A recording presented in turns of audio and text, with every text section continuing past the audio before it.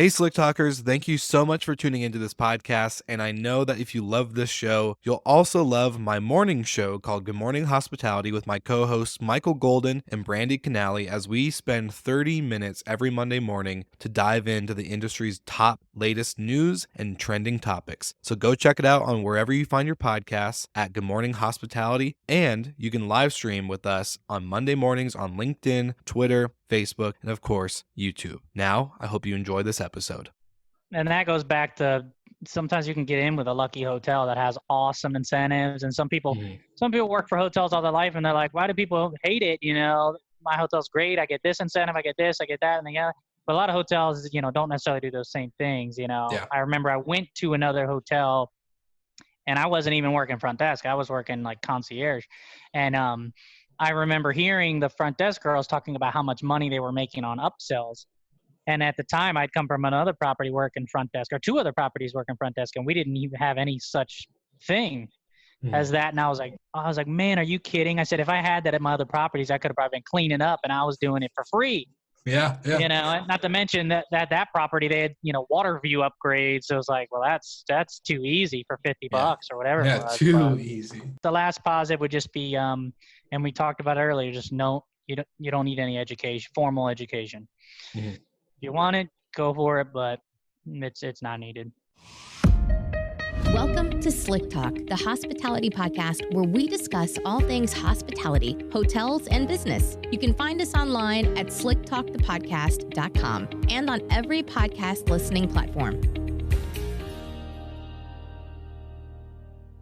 Hey everybody, before you continue on today's podcast, I want you to hear this message real quick. I'm always talking about the guest experience, but another topic that I love talking about is the team experience. Part of the team experience is safety and ongoing training. There's nothing worse than not knowing how to do your job or not being told when things have been updated when it comes to policies, procedures, and of course, with everything going on with COVID-19, proper protocol when it comes to cleaning your room or property. So if you're in a hotel or a vacation rental, I highly recommend that you get into the cleaningsertification.com. This is an online course. It's only $20, but if you use my promo code SlickTalk20, it gives you 20% off, brings it down to $16, super affordable, and it keeps your team informed on updated protocols when it comes to cleaning and sanitizing for COVID-19 while we are, having travel open up and we're seeing an increase in bookings and a lot of last minute stuff, bookings within a day or two of arrival. This is something that you really should be focusing on with your team. So go ahead and hop on to cleaningsertification.com, use the promo code SlickTalk20, and you'll get your cleaning certification to show your future guests that you are cleaning certified, that you and your team are safe and using the proper procedures and protective equipment. Thank you guys for tuning in, and now back to today's episode. He's kind of like the Joe Rogan of the hospitality industry right now. All right, Slick Talkers, welcome back to the podcast. I'm your host, Will Slickers, and this episode, I know I try to say this often, but this is actually a unique episode. This is something that normally I wouldn't do, but I've been following this guy named Tony for a while on social media. Love, Hate Hotels is a book that he wrote, and it brings a unique and different perspective to the industry and to kind of like I relate with it in my background with, Marriott hotels and working in the industry. And like the title is, it's Love, Hate Hotels. So there's a love-hate relationship in the industry, I think, and we don't focus on the hate part. There's some parts you definitely make a question if you should stay in, and I think Tony brings a good perspective. So Tony, welcome to the show. Thanks for being on and responding to my messages. Yes, sir. Thanks for having me. So let's do a deep dive. Who are you? What's your background, maybe leading up into hotels and then getting into the book? Yeah, so Tony Matthews II. I actually came from a little small town in southern Maryland, just about an hour and a half shy of Washington, D.C. Went to college, West Virginia University, graduated with a business management degree. Of course, didn't go that route. Ended up actually getting my real estate license, which as a broke college kid probably wasn't my smartest choice on the planet. So in the meantime, I actually started working at a restaurant. That was my first taste of hospitality.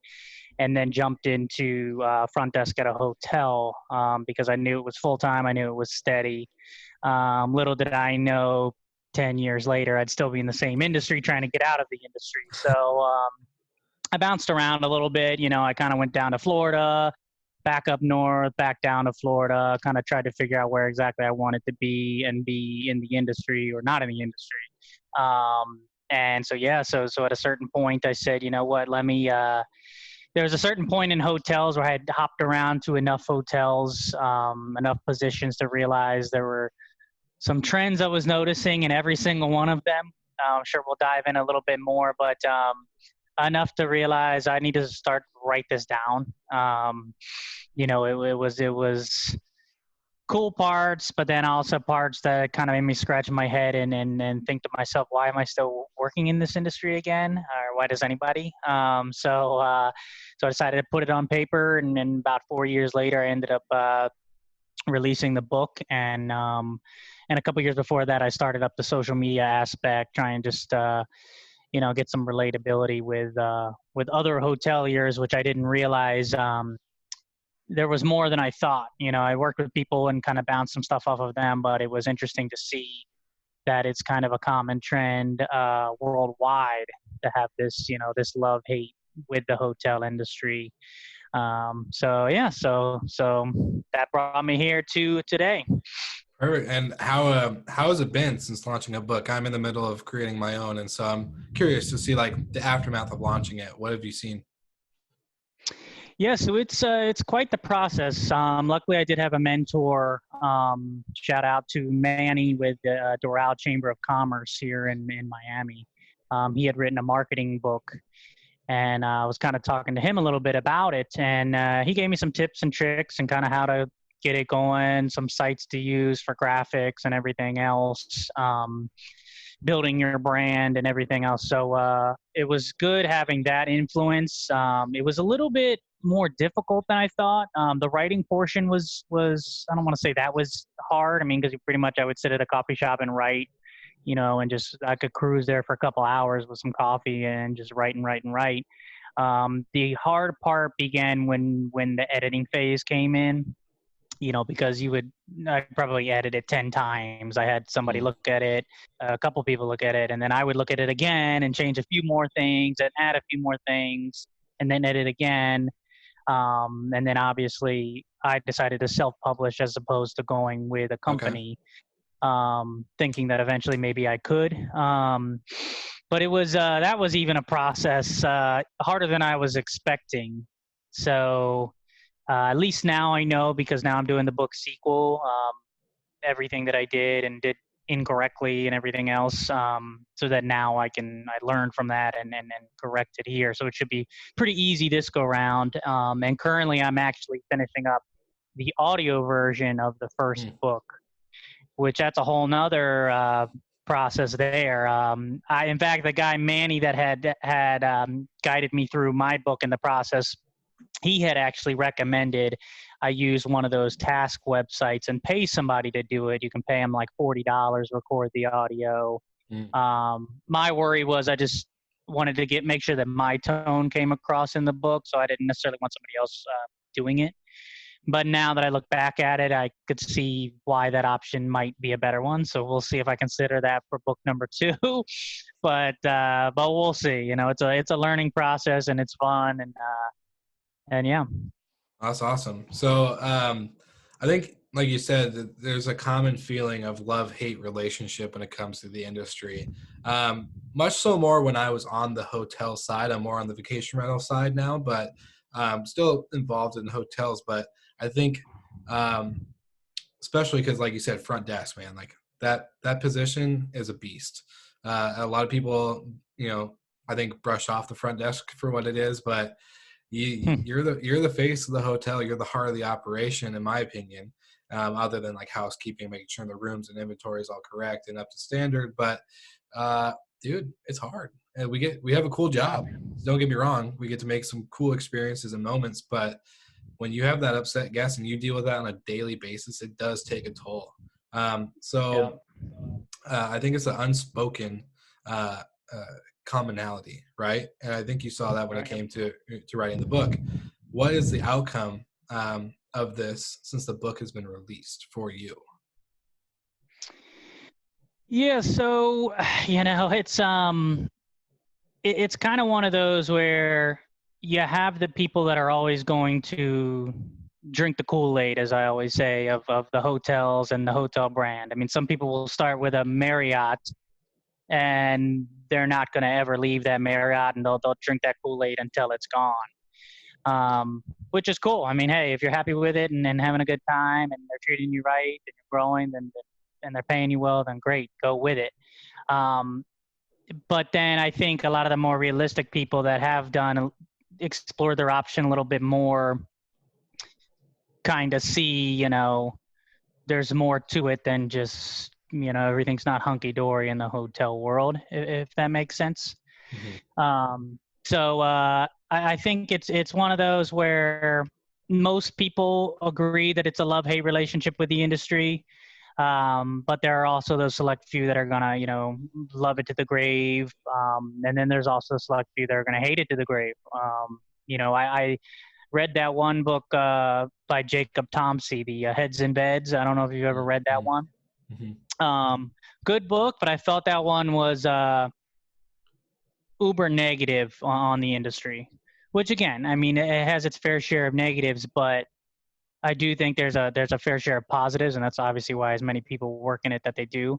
So I wanted to make sure that it was reflected that there is a love and there is a hate. It's an in between. It's not necessarily one or the other. And there's not correct ways to go. There's probably preferred paths to go in the industry, like you were saying. Front desk may not be the most desirable, but if you can squeegee your way into a better position, in the hotel or even corporate level, then it's desirable.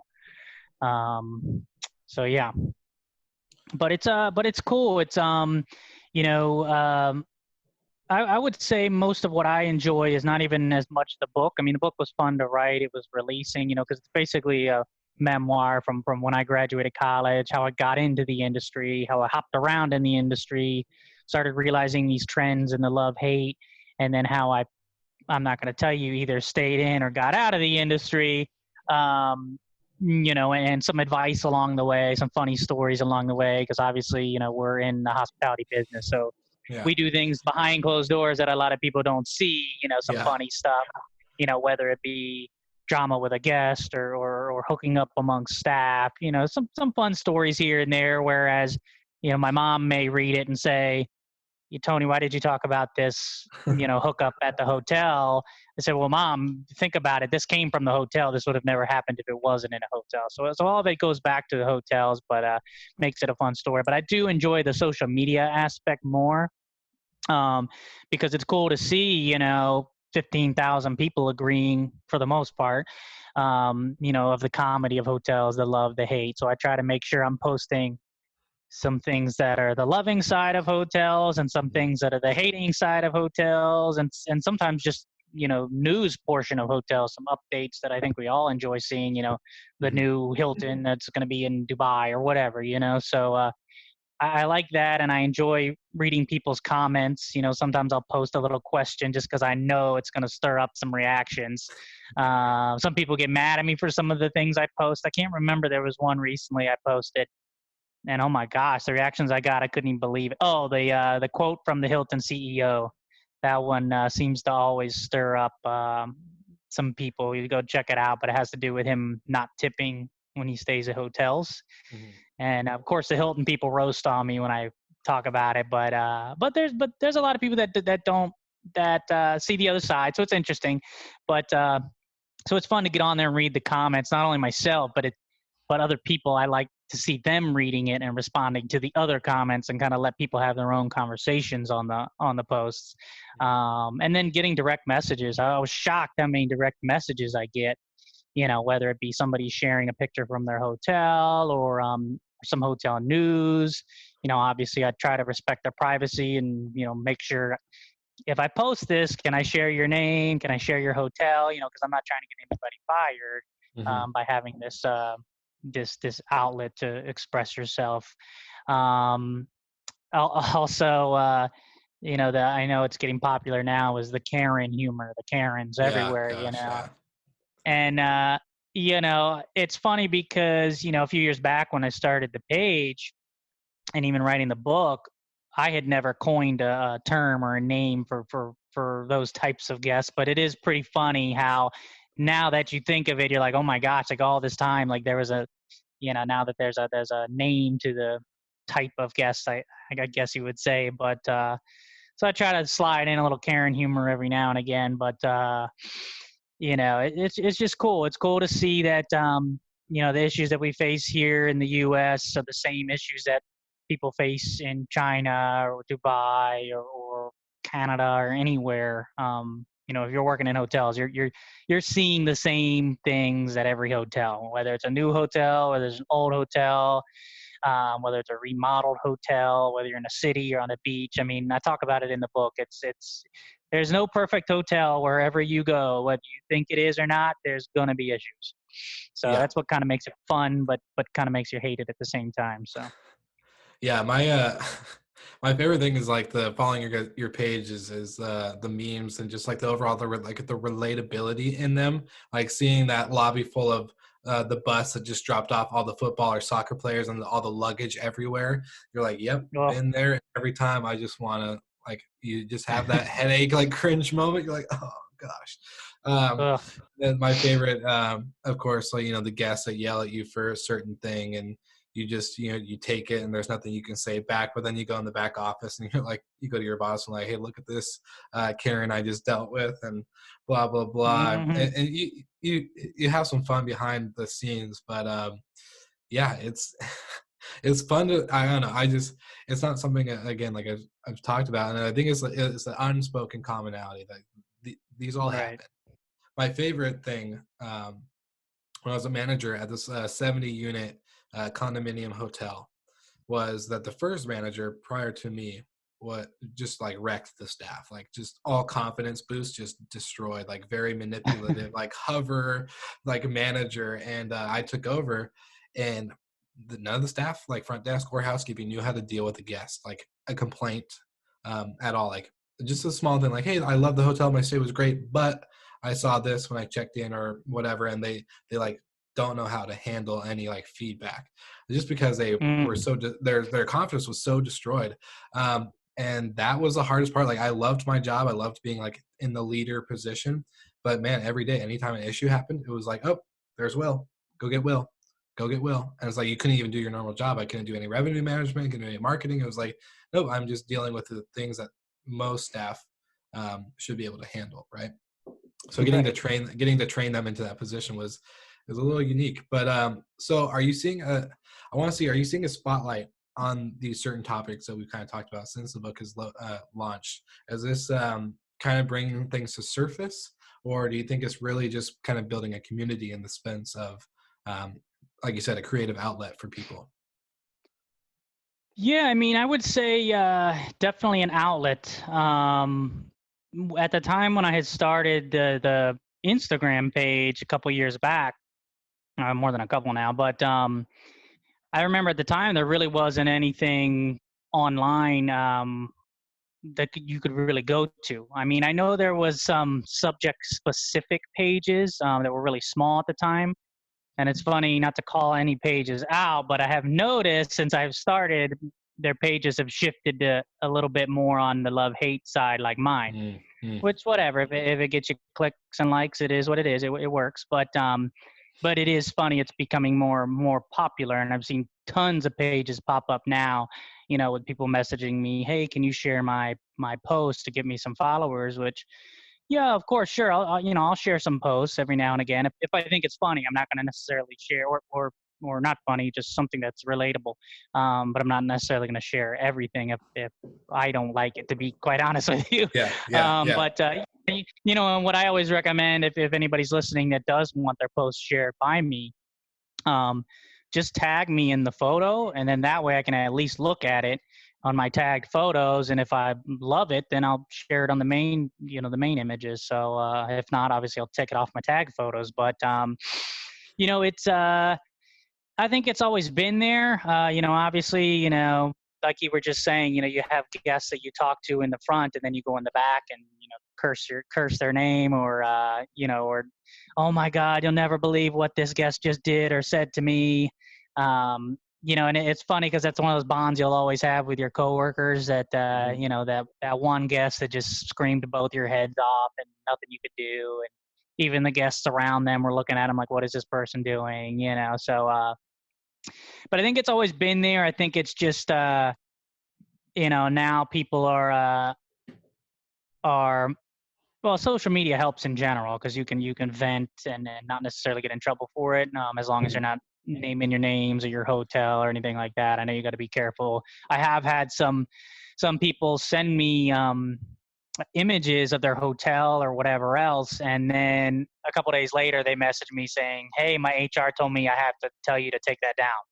And it wouldn't even be anything crazy. It would just be like a picture of a team at Ritz-Carlton, just 10 of them in their little group looking happy, like nothing crazy. But I have noticed some hotels, probably because our HR people follow me, they see the photo of their people and then say, hey, we don't have permission to do that or whatever else. So totally okay. But I think obviously COVID, I think, has helped a lot. I know that sounds crazy, but just because people have had more free time to mess around on social media, or read the book, or whatever else. And I'm sure we're going to touch this. I think we touched this in the next section, but a lot more people are starting to realize if they hate more than they love the hotel industry, especially with these weird times, and trying to figure out if it's something that they want to stick with or not. So, well, and there's another aspect to your brand, right? So you do, I guess, headhunting, recruiting type deals and stuff like that. So, we'll touch into that a little bit, but when through your extensive journey in the industry, what's the most often seen problem that a hotel or multiple hotels do when it comes to either staffing or operations, software, tech, training, lack of training, you name it? What's the, I guess, like you've been saying, trends that you've seen throughout your journey that really brought this love? So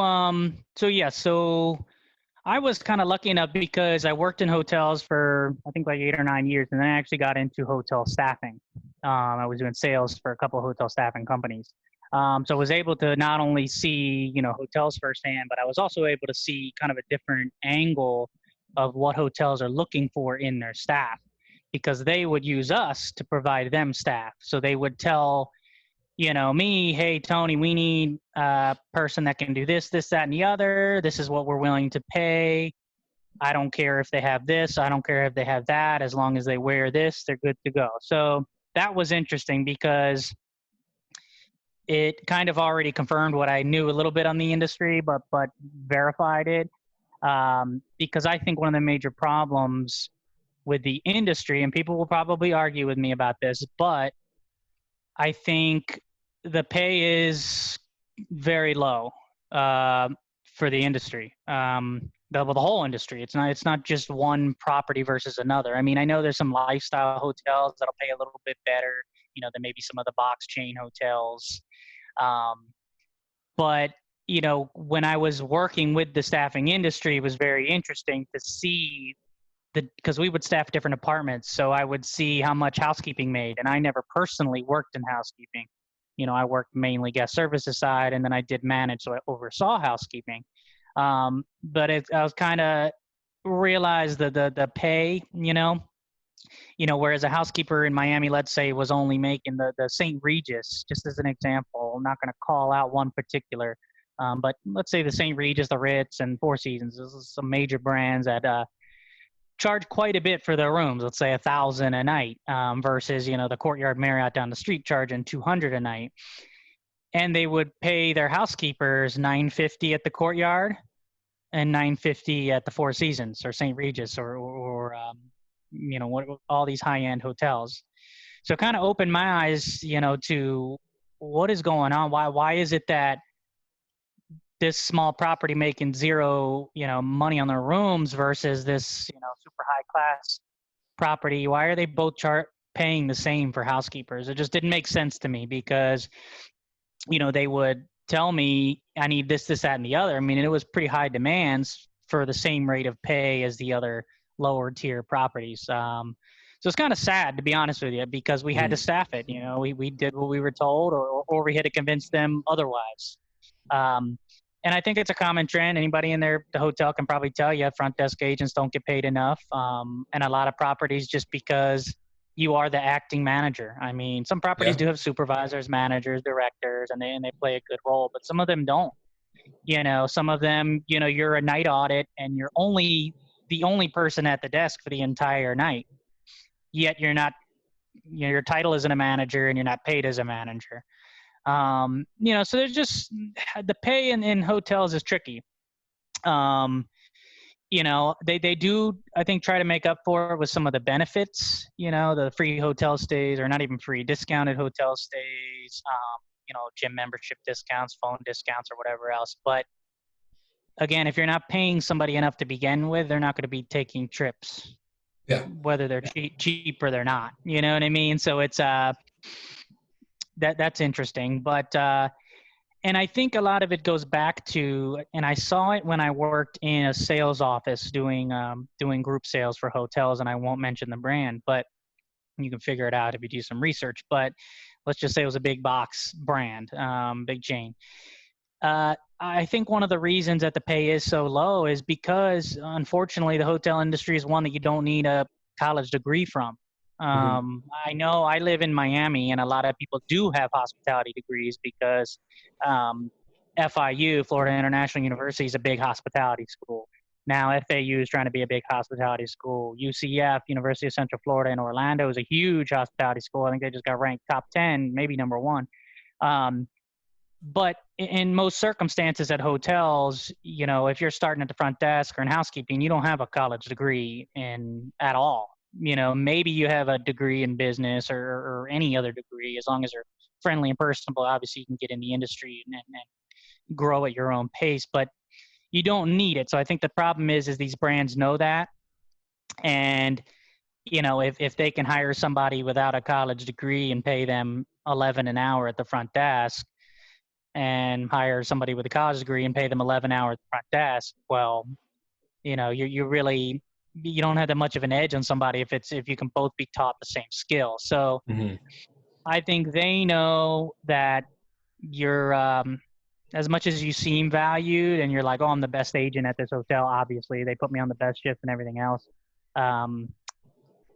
You're very replaceable. I know it sounds bad, but it is what it is in the hotel industry. Sadly, it's not like a nurse or a nurse practitioner where you have to go to school for 6 years and then you have your certificate or whatever it is, diploma in that, and then you can actually get a job in that.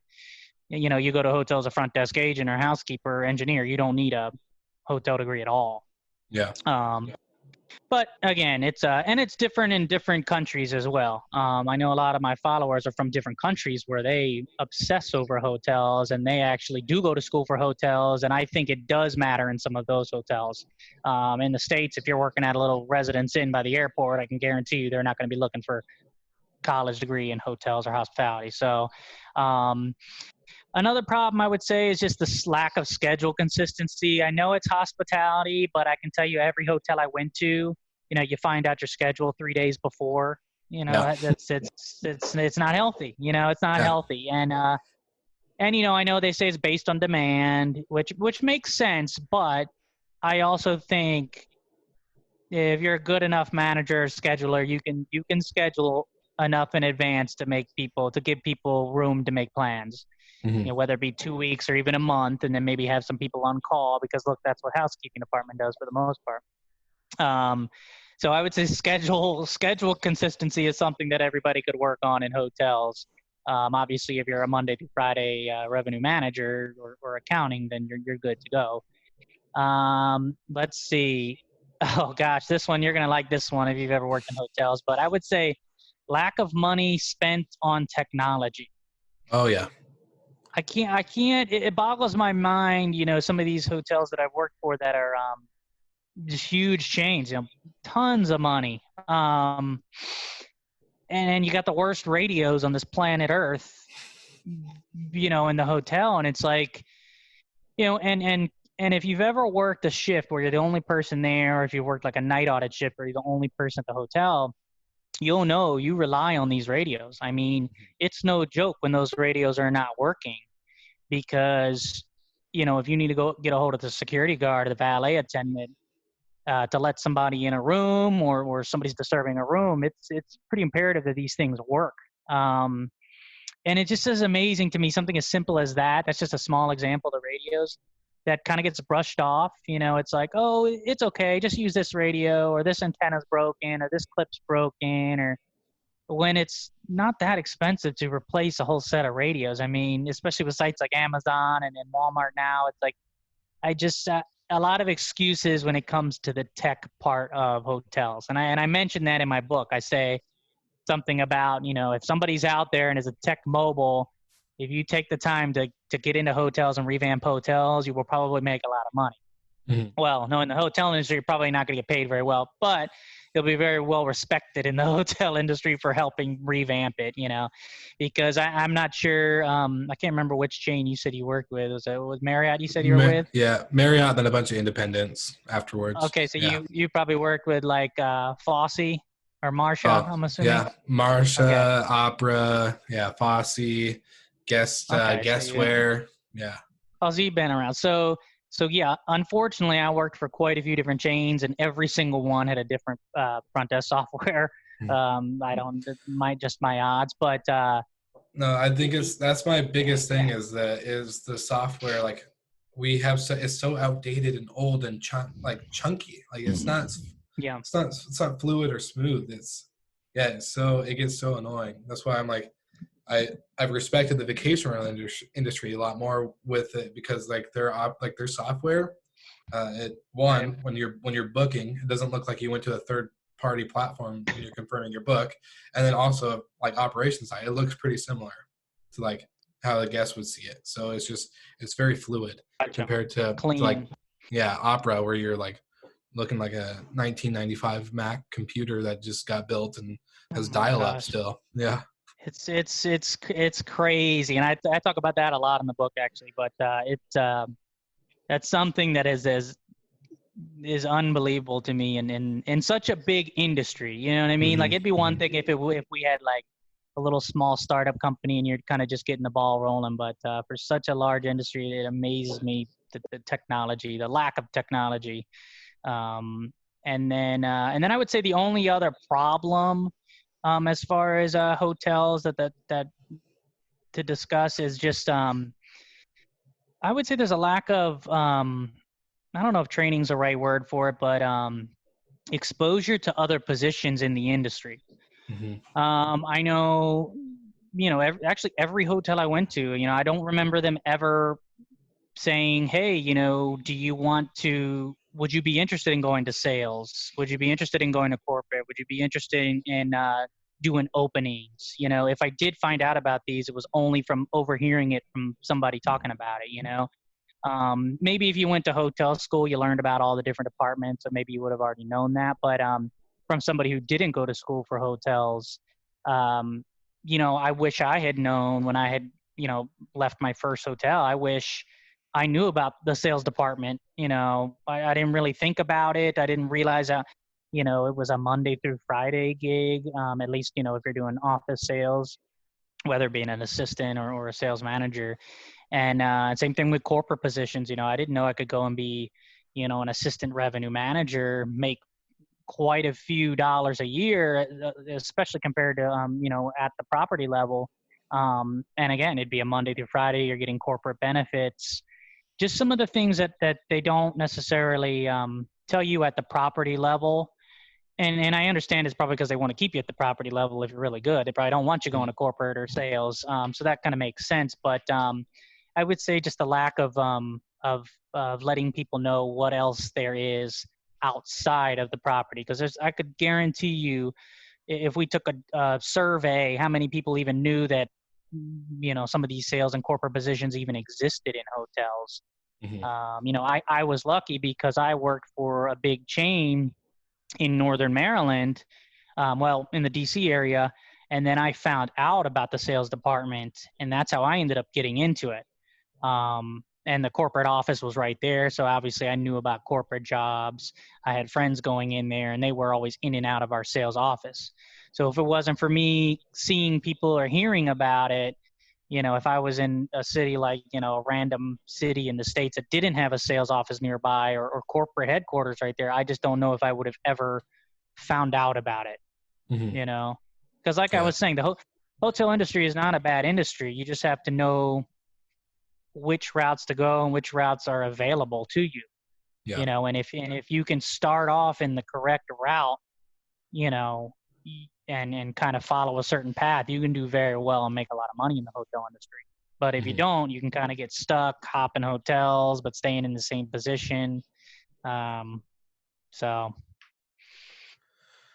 Yeah, no, I get that. I think yeah, it's hard. I think I would say on the boutique side of things, like Marriott, I was with an autograph collection, so independently owned and operated, but had the flag, right? So mm-hmm. um I think the pay was very well. We were huge hotel, but I never got to full management. I got cross trained in every department for sure. Um, just because I was that guy that That's good. dedicated. I was like, showed up 2 hours early, sat around waiting for the permission to go on shift, or whatever. It was just, it was kind of that extreme love. I was full in the Kool-Aid with that property. Yeah. Uh, but then when I got to the boutique side, I guess independent side, I don't know if I call it boutique anymore, but um, that's when I got a little bit more exposed to like the better pay because there's only very few people that were good enough to get promotions, and if you're one of those people, you most likely would stand out in a good light, especially coming from a Marriott background. Everyone was like just thinks you're the golden child. But the pay Yeah, right. the pay was really good when you got to management, but then what, like you said, the schedule just sucked. Like, Mm. yeah, it was like 9 to 5, but man, you had people call out, you had emergencies. I lived a block away from the hotel, so anything that went wrong, I was getting called, no matter day and night. Oh Like, yeah. yeah, and I was just a walk away. So it's the schedule, like not being able to plan things and do it. So I relate to those. And the software, man, it's just killing me. I think it's we're we're so about the guest experience, but we're so far behind. I don't know why. I don't know if Mm. hoteliers just got so used to doing business and operations the way they've been doing it, 20 years ago when they first started or had their first property, whatever. But dude, times are changing, and I'm like, I don't know Yeah. if this applies to our industry now. Like, we have to innovate and get creative and use better tools and resources to make it, overall better. So Not even lack of technology either. It's you'll go to not to call it a brand, but Hilton. I worked with Hilton for a little bit, and they have 5 different programs for yeah, yeah. you have 5 programs. Like, just think about that. 5 programs just to check a guest in. With your key program, you got your check-in program, you got your whatever else program. It's like your engineering request program, your housekeeping program. It's like, geez, I mean, it's just mind-boggling. But I Yeah. could go on for days. But yeah, and I would say too, with all those problems that I mentioned, you know, as you'll see by the book, I won't give everything away, but I hopped around quite a bit. So I Mhm. hopped around to a lot of different companies, different chains. So, you know, it, you know, Marriott in particular, or I'm sure Hilton's the same, every major chain, I know people curse the word franchise hotel, Mhm. it's like, oh man, you don't want to go work for a franchise. Well, I tried that world, and I did the corporate world. I did the franchise world, and there's not much difference. It's maybe some things are out of line a little bit. The corporate world maybe a little more everything's perfectly OCD, I guess you would call it, and the franchise world might not be. But there's also a lot of advantages to the franchise world that a lot of people don't realize, in the smaller hotel companies and some of the boutique hotels that are they're standalone management companies versus corporate Hilton, corporate Marriott. Mhm. So So it's interesting, but I would say those problems are across the board. It's not just one hotel, and the only reason I know that is because I've been around the block a few times. Not necessarily proud of saying that, but I have been. So Yeah. Well, before we get to the positives that you've seen, I want to talk about something that you kind of been mentioning a little bit is hospitality school. So hmm this is a interesting topic because I've kind of struggled with it. I have a certification, for revenue management through Cornell University, like whatever, did it online, didn't Yep. attend. But I've seen a lot of people say like how to build your career, going through as a student, a hospitality student and going to school. And I kind of disagree with I don't think in order to be in the industry, you need to go to school. Like you don't need to have like this degree showcasing hospitality business or management or whatever, because you're not doing it in school. You're learning Right. about it, but you're not on property hands on. And like you said, I think it's every property is similar, but not cookie cutter. You can't just apply something you learn in school and take it right out the box and put it into a hotel that you work at your first time.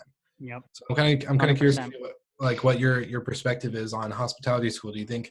Um, do you think it's behind the times, or do you think it's maybe getting better? I don't know. Like I've seen other influencers or people in the space that are all focused about hospitality school and like students, and I kind of don't agree with that model. So yeah, I mixed emotions about that. Well, okay. So me personally, I talk about this at the very end of the book. So I don't necessarily want to give it away, but I would not. I would if I was getting into the hotel industry, I would not even go to school. Mm-hmm. Period. I would start out of high school. I mean, there's no Yep. reason you can't start out of a high school at a nearby hotel, and then as long as they're personable, friendly, you have a look.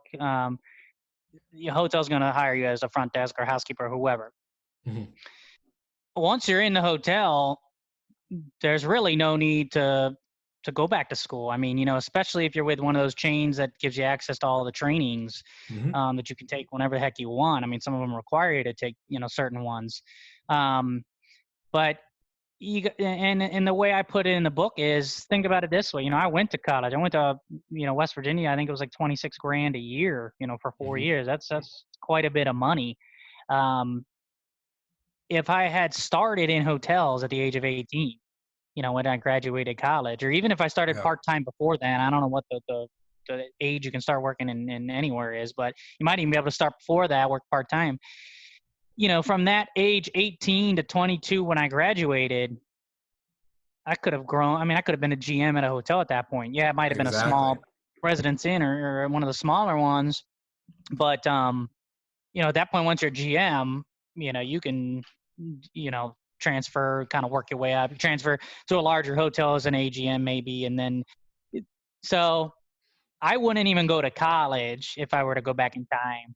So I definitely would not go to college for hospitality. I hate to say it. Yeah. And this for the simple fact that, if you have a hospitality management degree, no one is going to hire somebody out of college, whether it's business management, hospitality management, or any kind of management, as a manager. Mm-hmm. When you graduate college, you're never going to start as a manager anyway. It just doesn't make sense. Now, I do know that they have some properties, and I actually met one of my followers the other day, and she did the management trainee program. And I do know some people that did that. When I worked with Kimpton, we had a couple people that went through that program, and they basically would manage at one position. They'd go to another or one department, go to another department, manage that department, go to another department, manage that department.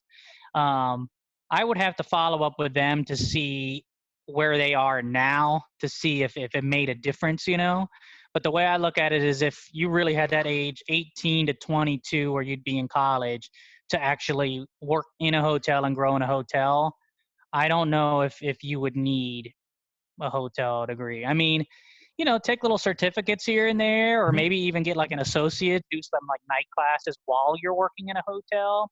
That could be cool. I mean, that I did talk about that in the book. That way at least you're building something on your resume. If you ever did want to change careers, obviously a college degree does look nice on a resume if you did change careers. But I mean, if you're general manager for 10 years of your life and you didn't go to college, I don't know if they would care that you didn't go to college, if you were to go to No. another industry. So Yeah, that's my biggest thing. personally, I wouldn't. Yeah, personally, I wouldn't. Yeah, no, that's my biggest thing is that I preach is like if I, like you said, if I went to a hotel, even just a small, tiny one, instead of like my first hotel was 716 rooms, 60,000 square foot, Woo. 3 bars, like, it was huge, huge property, Marriott specific. So like, if I got into that prior to, I was 20, I think it was 21, my first, yeah, 20, one of the two, 2021. If I got into that, 17, 18, there's so many skills that you can learn that even if you like you said, don't want to stay in the industry, if you start out at front desk, you can learn about accounting and direct bills and payables and then all the stuff that goes in behind, and sales, which goes into marketing, and marketing that there's all these certain things, and then of course guest service, business, overall operation management. If you learn how to operate a hotel, I'm pretty sure you can go learn how to operate other things, right? So that was always Well, been and my you thing. said it. You said it perfect right there, because if I were, or maybe if I were to go back now because of all this COVID stuff, Mhm. I would do like a revenue management. Yes, 100%. You know what I mean? I would do either accounting or a revenue management, one of those jobs where, because if you take accounting in college, it's not specific to hotels. It's Mhm. for anything. So then if something does come up like a COVID, which who knows if something like this will come up again, but even if you just want to get out of the hotel industry, at least you have that degree that you can transfer to somewhere else. If Yeah, you're looking to go into accounting now and you got a hospitality management degree, is somebody even going to look at you? I don't know. So it's, if you were to yeah. do any education, I would just do something else and Mhm. then still work in hotels. That way you can always kind of fall back on it. True.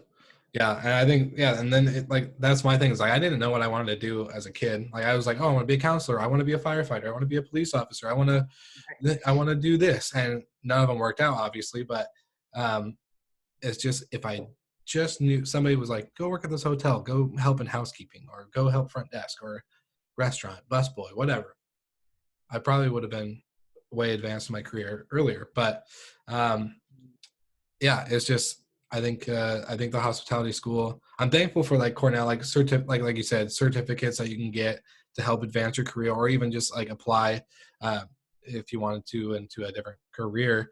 Another great option is like tipsy.com. Like during COVID-19, I know a bunch of people like free online courses on certain things that you can get. It's just a really helpful tool. But I don't think I'd go to college for it, especially at the price that colleges are. No, that's the thing too, because at age 18, working in front desk, you're going to make 11 an hour if you're lucky. At Yeah. age 22, when you graduate college, you're going to make 11 an hour. No. Yep. I Yep. mean, Yeah. that's No. it right there. Well, so let's go into the positives then. What are the positive trends that you've seen? I've hopped around too in my career, and like you said, not very proud of it, but at the end of the day, I think it gives a very wide perspective. Um, what what do you see that really is just the biggest perk of it all? Yep. So I bullet pointed 6 main things at the end of my book, and I won't go into too much detail, but the 6 main things that I see as the positives for working in the industry and the reason to work in the industry, if you had to put it in the love category. Number 1, job security. Mm. There's about a bazillion hotels in the world. If something happens to yours, you can go to another one. If you have experience, for the most part, you'll be able to work at any hotel. Not to mention all the departments, you know what I mean? So you can work at one department and go work at another. If you look at my history, I've hopped around like crazy to all kinds of different positions, which you could see as a good thing, because I have experience and everything, or you could see it as a bad thing. But the point is you have the ability, Especially if you're single. security. It's like the Yeah. airline industry. If you're in the airlines, you can pack your bags and go stay in Hawaii, and then go to Germany and do this and do that, and at the end of the Yep. day, you're flexible. You're single. You got no kids, no husband, wife, whatever. It's a Yep. pretty. And that's number 2 right there, is ability to work anywhere. As long as you don't have too many attachments, even if you do, as long as they're flexible too. Realistically, if you want to, there was I picked up and moved, states to work at a hotel, and I didn't even have a job lined up. I brought resumes, applied, got a job, and moved, and that was a wrap. I almost did it, into some other states too. Almost did it in Hawaii. As long as you don't mind it, you can do it. You can, the famous quote is, I live where you vacation, or you could say I work where you vacation in the hotel industry. Because I know I talk about the brag factor in the book about working in hotels. We love to brag about what hotel we work at, but that's a whole nother thing. Like that Marriott skit. Exactly. Yeah. Exactly. Another thing is networking. It's a great industry to network in. I mean, whether it's your own hotel or you catch up with other hotels in the same company, whether it's the same management company or same flag. And I mentioned in the book, not to keep saying I mentioned the book, but I do. But how many other industries do you know where you can go to a bar or restaurant and they actually have hospitality specific nights? You go on if you come to Miami or you go to like a Vegas, hospitality driven towns, you can go on a Monday night or a Tuesday night, kind of the off peak nights, and they have hospitality nights with insane specials, and it's geared towards hoteliers and people that work in restaurants, and you can network like crazy, and again, it goes back to the whole job thing. You can meet somebody that works at the best hotel in Vegas and end up working at that hotel in Vegas. Do they care that you had a degree of hospitality? Not a bit. So I think it's cool in that sense. And if you've ever worked on the sales side of hotels, a huge networking opportunity because you're, obviously attending tons convention of sales center events.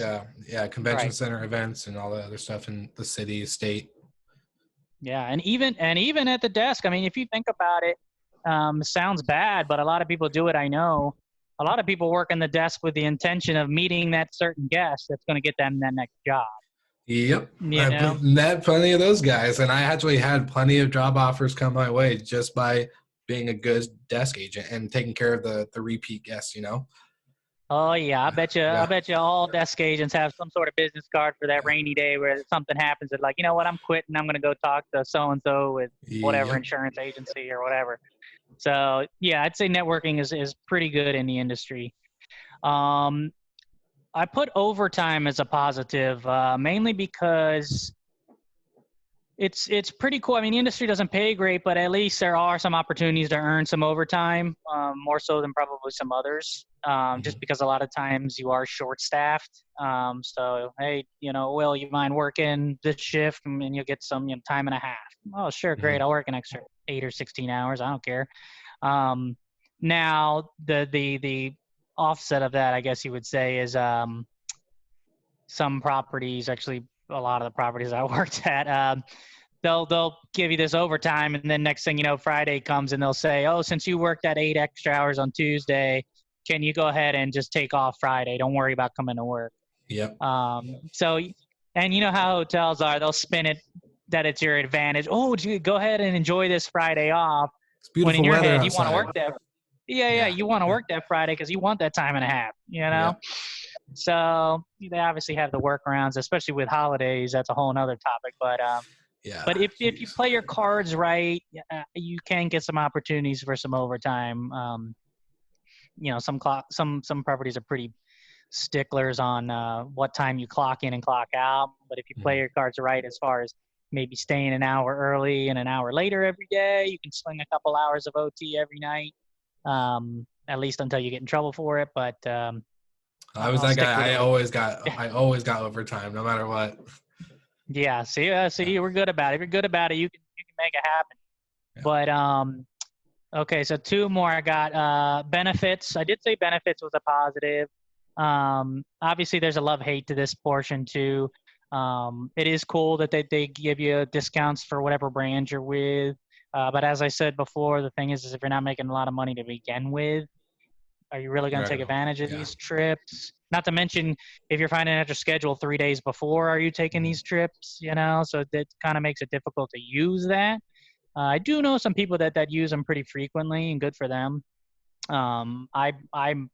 I didn't even use them myself. I think my family used more of the benefits that I had in hotels than I did. So I didn't see that as a benefit for myself, but it is what it is. A lot of them do have pretty cool, at least if you work with some of these bigger chains, they have some pretty cool benefits as far as, phone discounts, gym discounts. A lot of people don't even know about that, but you got to look into it. And a lot of companies do have that. And then also, I guess you could call this a benefit, but a lot of the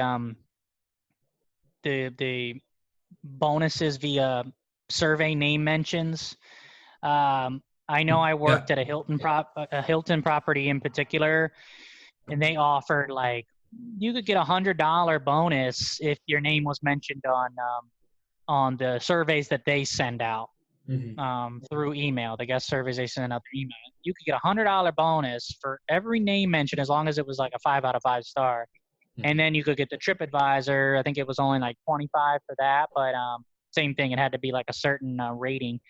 But I didn't really pay attention to it. To be honest with you, I don't really like asking for name mentions. It's kind of cheesy for me. Yeah. But now that I look back at it, like I was kind of an idiot for not doing that, because I know there was one guy I worked with, and he was bringing in like an extra 2,000, every paycheck just on name mentions. It's like, and I talk about the industry paying poorly, but if you can take advantage of some of those other things, the overtime, the name mentions, you can, I guess you could say that's a benefit. Again, well, it's extra stuff, but. Yeah, it goes off of the management too. Like if they, even create these bonus programs or incentives. For me, I did like an upsell incentive for my team. Yeah. So the more upgrades you got, and like the more your name was on upgrades, that you would get bonuses or a percentage or whatever from it. And I think that was a good driving one, because you're not asking for a name mention. You don't have to be selfish and be like, make sure to say Debbie. My name's Debbie. My name's Debbie, read it. Right. But you could definitely be like, hey, I see you have 2 kids. You're in a 1-bedroom, non-view. I have a great 2-bedroom view room. It's only an extra $20 a night. You're there for 3 nights. The hotel just made, $60, and then boom, Debbie just made, 20, whatever. So those are awesome. Yeah, those are always good ones. And that goes back to, sometimes you can get in with a lucky hotel that has awesome incentives, and some people work for hotels all their life, and they're like, why do people hate it? My hotel's great. I get this incentive, I get this, I get that, and but a lot of hotels, don't necessarily do those same things. I remember I went to another hotel, and I wasn't even working front desk. I was working like concierge, and I remember hearing the front desk girls talking about how much money they were making on upsells. And at the time, I'd come from another property working front desk, or 2 other properties working front desk, and we didn't even have any such thing as that. And I was like, man, are you kidding? I said, if I had that at my other properties, I could have probably been cleaning up, and I was doing it for free. Yeah. Not to mention that property, they had, water view upgrades. So it was like, well, that's too easy for $50 or whatever. Yeah, too easy. Yeah. Anyways, but and then the last positive would just be, and we talked about it earlier, just you don't need any formal education. If you want it, go for it, but it's not needed. Exactly. Well, and so with kind of this getting to the end of the episode, what do you think COVID-19 is going to do for the impact of the future? Do you see this like shaping the new sense of like hotelier, or type of, I don't know, any kind of innovation for the industry at all? The only thing I see it shifting, to be honest, is and I thought the digital keyless entry. When I worked at Hilton, they had it, but nobody really used it. I mean, the higher rewards tier, people used it. And I think you had to be a higher rewards tier to use it. So it encouraged people to sign up, kind of thing. But it's interesting. I did a post not too long ago and asking about, or saying something about, is this the end of the room card as we know it? And I had tons of people, majority of the people messaging me saying that they're still using theirs. Even in the midst of all this COVID, I was like, what? Like, you got to be kidding me. And so maybe even that I thought was going to take off might not, unless, a law requires that they can't anymore. But other than that, I really don't see anything shifting. I mean, I think more people might shy away from some of the vacation rentals. I know you're not going to want to hear this, but part of me wonders if more people will stick to hotels now because they know the cleaning standards will be there versus renting, my couch and just hoping that I cleaned the place and disinfected the place before they came. So in that sense, maybe it'll help hotels their occupancy a little bit, but I don't know. I mean, I've stayed at a hotel since this COVID thing, and literally nothing had changed. I mean, well, I was also in Georgia, and you don't have to wear masks or anything like that. Yeah. So maybe that's why. But I didn't see anything different during that hotel stay. Nothing. I mean, maybe the room was cleaner. I don't even know. It looked clean to me, but I don't know if they were going and doing extra disinfecting. I trusted that they did, but I don't know. So unless there's some laws put in place that requires hotels to do certain things, I just don't know if it will shift. I mean, the only thing that might shift is the rates. Rates might finally go back down. I mean, I know when I was working in sales, I was shocked as to how often revenue management would increase rates. Year after year, rates is going up and up and up and up and up. And I always wondered how that was going to play off. I mean, too fast, not just based on inflation. I mean, rates are flying up, just based on demand, I guess. And maybe the rates will drop down to a more reasonable rate. I mean, because they're going to have to get people in the doors. But yeah. Well, I was going to say a little inside scoop on the key cleaner thing is that, so I was at a Marriott prior to this hotel, had the keyless entry, loved it, was like totally all about the mobile app. And then now I'm here at a Holiday Inn and they're using the swipe key cards. But one of my old director of rooms at the first hotel I ever worked at, when I was working with him, this was like I said, 5 years ago, he got a patent for a key card cleaner that he made. He made a key card. nice. When you insert the key, it has a sanitation like sponge and dry off system, and it cleans the cards. Because we were all stuck during Hoop Fest. It was this big like 3-on-3 basketball tournament, and these nasty like college and high school kids would turn in their key cards with like snot on it, and like and they didn't want us to throw them away. 716 rooms. See, that's a lot of keys you throw away, right? So we were wiping them down with a spray and a wiper. And I was like, man, there's got to be an easier way. And then he comes up to me. He's like, hey, Will, 2 weeks later, so how you guys were, complaining about wiping down the keys? And I was like, yeah. He was like, the first key card cleaner. Not the first, but then he got patented and then he sold it. And it's like, dude, what the heck? I gave you that idea. Yeah. That's, but it's, again, I don't know if it's just an extra process that I don't know if hotels will, unless required to by law. I don't know if it'll change. Yeah, I agree. And don't underestimate the vacation rental industry, my friend. That I like it. I love it. They're doing some crazy stuff with getting that trust verification for the cleaning and all that. So it's been fun. It's been fun to watch. Yeah, they're gonna have to, I would imagine. Oh, dude, yeah, because like Hilton can make a commercial saying, there's a tab at the door. It's once it opens, it breaks the tab, showing that you're the first one to enter since we cleaned it. Blah blah blah. It's like, all right. Yeah, that little sticky thing. Mm-hmm. Yeah. So, but vacation rentals obviously can't really. Well, they can, but everyone's just gonna look at it weird. But I don't know. Gosh, which I can imagine that's probably fun as a front desk agent when you send somebody to a room that has a tab ripped open already. Oh, yeah. Boy. You can't imagine the caring to come from that one. I'm glad I'm not. I won't say anything, but yep. Yeah. Well, hey, man, it's been awesome to chat with you and have you on the show. Do you have any final thoughts, shout outs, or anything else where we can learn more about the book? Obviously, I'll include everything in the links and on socials, but I just want to give this the opportunity for you to wrap it up. Yeah, I would just say first and foremost, thank you for having me. Love the podcast. Love the idea. It's funny because your name, the way you named the podcast. I have a friend who always made fun of me because I would always say to something, instead of like, that's pretty cool, I would always say that's pretty slick. And so he always would make fun of me for it. He said, that's pretty slick. That's pretty slick.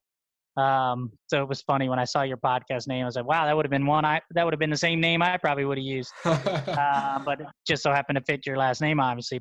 Mhm.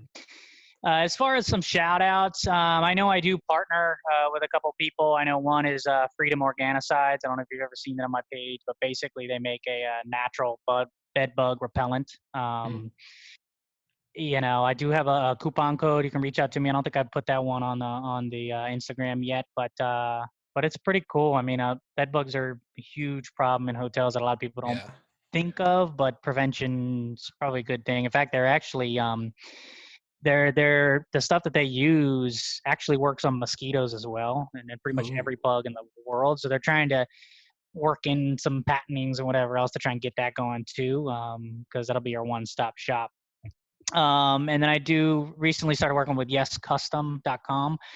That's where if you saw that post with the mask, that basically is if I'm wearing a mask, it still looks like I have my same face. Oh yeah. Yeah. And that's just one of the things they do. They do quite a bit of things, but I do have a discount code for that. It's Love Hate Hotels 20, and it'll get you 20% off. So if you want to get some for your hotel team, throw that in there and help you out. And I might have to talk with you about working with you here soon. So we'll see. But as far as my personal shout outs, yeah, obviously go get the book if you haven't read it. Love, Hate Mhm. Hotels. It's on Amazon. You can get it paperback or digital. Audio might actually be up within the next 24 to 48 hours. We'll see. Nice. I've said that before, and then I always catch some glitches, but hopefully it will be up because I know a lot of people prefer to listen than to read. Um, if you do want some hotel merchandise, I have a few items, nothing crazy, just some Hotelier Strong gear. The Hotelier Strong gear, actually, all the proceeds from that are going to go towards hoteliers in need. The last time, basically, I put a story and said, hey, if you're in some desperate need, shoot me a message. I took all the messages, kind of went through them and see which ones, really do need some help kind of thing. Mhm. Um, and helped them out. I just cash app direct to them. I mean, I'm not playing around. I know there's some cool organizations that you can donate to and stuff, but I much rather would prefer to have my hands on where it's going and Yeah. knowing that it goes straight to hoteliers because I haven't really researched it, but I don't know where a lot of these organizations actually donate to. So I'd prefer to directly send cash app to some people. And then I ended up matching it the last time myself. We'll see if I do that this go round as well. But yeah, there's some hats, some bags and stuff. Obviously, there's hats on there, a couple cute little hotel travel things. But there's a link on the bio on the Instagram for that and the book. I do hotel headhunting. Um, I've put a few posts on there before on the Instagram. Basically, if you're looking for a hotel job, which probably everybody is right now, so it might not be the best time to shoot me Mhm. your info, but especially in Miami, uh, send me your resume. It's just Tony at lovehatehotels.com. Send me your resume. The one thing I do ask, make sure to put references on there. I know a lot of people put it separately or they don't include them. Please put them on the resume. I don't know why people don't put them on the resume because they're going to call your resume or call your references over somebody else's resume. And if that person they called praises you, they're not even going to look at the other resume. Yep. That resume's gone. I know people will argue, don't put the references on there, put them on. So go ahead, send me that if you're interested. Tell me where you want to work, what positions you're interested in and qualified for. Don't just tell me you want to be general manager if you're a front desk agent. And same thing with hotels. If you guys need help with staffing, if you're looking for something in particular, let me know. In fact, that's what I prefer to do is have the hotels reach out to me, and then I find them a position because I did do that previously for my actual full-time job after hotels for a little while there. So yeah, so there's a link to my site on there, or you can just email me, whichever you want. As far as if you want me to come speak on your podcast or hotel or whatever else, I can do a little book signing. Kind of some fun things. I know it kind of got crazy with COVID, so I don't think a lot of places are doing that right now. But once things fire back up, I'd love to come do some signing, meet some people, do a little talk or whatever else. And last but not least, make sure you guys keep sending me stuff. I love it when you guys send me content. I mean, obviously, I try to come up with my own. If I do come up with my own content, by the way, my logo will be on my content.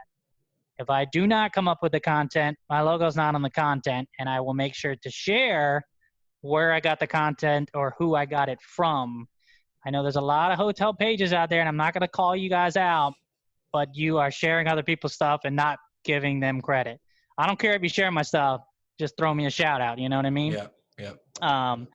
So Common send me courtesies. everything.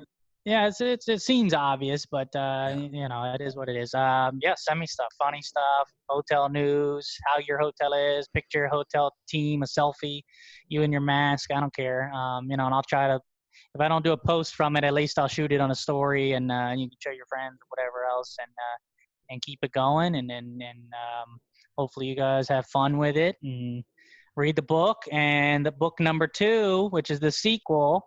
It's called Love, Hate Hotels, Late Checkout. You could probably figure out what the gist of the book is going to be by that sequel title. It's not going to be as long as the first one, but it's basically a sequel from the first one, and pretty much brings me up to today. Obviously, doing this podcast probably won't be in the book, but pretty much up until COVID, that's where it finishes. So it's pretty cool to see kind of how it all comes together, and I think you'll enjoy it and get some good laughs and relate to the love and the hate with working in our lovely hotel industry. Yes, exactly. Well, I will also link everything that Tony has mentioned into the show notes, so make sure all you Slick Talkers out there follow, like, subscribe, you know the gist. And then, of course, tag us, post us, share us, and comments, all that good stuff. We love it. So thank you, Tony, for being on the show, my man. Excited to talk more. And then, definitely see the second book come out. Can't wait. Thank you, Will. Appreciate it. Anytime. Thank you so much for listening. We love your support and want to provide the best we can to all our listeners. So please find us online, social media, and on Spotify, Apple Podcast, and Google Podcast.